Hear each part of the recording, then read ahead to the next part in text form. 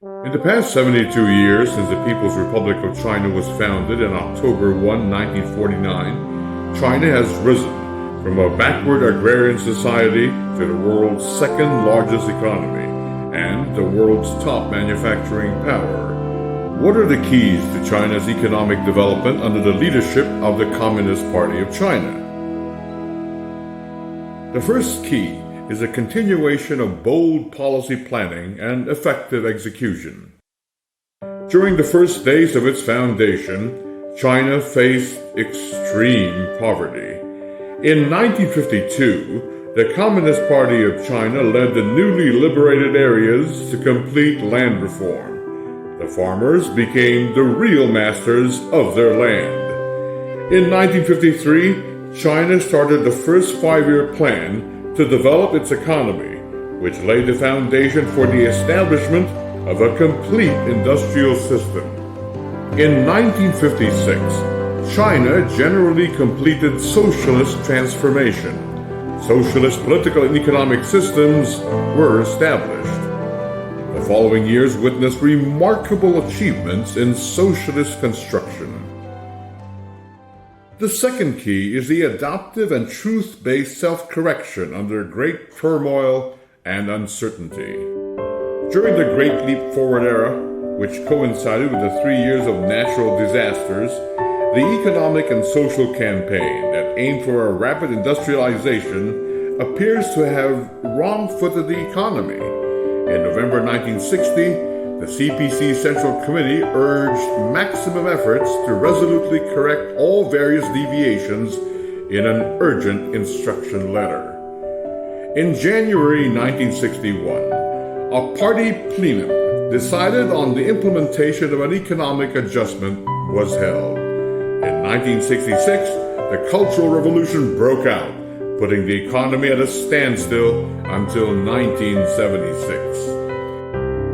In August 1977, the 11th National Congress of the CPC declared the end of the Cultural Revolution and reiterated that the party's fundamental task was to build the country into a socialist modern power within the 20th century.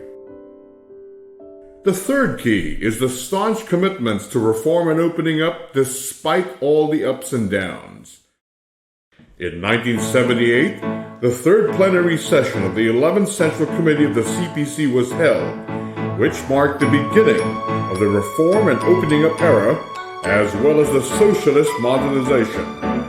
Soon after, the word individually owned businesses emerged, and the country's first special economic zone, the Shenzhen SEZ, was established in South China's Guangdong province. In 1982, the CPC released its first #1 central document on rural reform. The household responsibility system, first created by Xiaogang village in East China's Anhui province, was quickly introduced to the country. In 1986, when the chairman of the New York Stock Exchange visited China, Deng Xiaoping presented him with a stock certificate of Shanghai Feile Audio Video Company, valued at 50 yuan. It was a symbolic gesture to show that stocks and shareholding were not exclusive to capitalist systems. In 1992, the 14th National Congress of the CPC declared that by the end of the 20th century, China's economy and comprehensive strength would step up to a new level. In 2001, China joined the World Trade Organization, which marked a great leap in its opening up. In 2005, when China's GDP per capita exceeded $1,000, economic and social development entered a critical period. In 2008, the U.S. subprime mortgage crisis evolved into a global financial crisis. Under the circumstances, China adopted a proactive fiscal policy and moderately loose monetary policy, focusing on expanding domestic demand. In the second quarter of 2009, the Chinese economy started to rebound and grew by 9.2% for the year. In 2011, China's commodity trade rose from 6th to 2nd in the world. Its economic aggregate surpassed that of Germany and Japan to become the world's second largest economy after the United States. In 2012, the two centenary goals were put forth by the CPC at its 18th National Congress to build socialism with Chinese characteristics. The fourth key is the forward-looking and innovation-driven strategy. In 2013, China proposed the Belt and Road Initiative. In the past 8 years, China's trade in goods with partner countries exceeded $7.8 trillion. In April 2017, the Xiong'an New Area, North China's Hebei province, was established. As the CPC convened its 19th CPC National Congress in October 2017, a new era of China's socialism was declared. At this point, China's GDP had reached 82.08 trillion yuan, second in the world and about 15% of the global economy. At the same time, how to mitigate an increasingly hostile external environment marked by a relentless attempt by the U.S. to contain China's rise has been a particularly notable key in the country's economic strategy.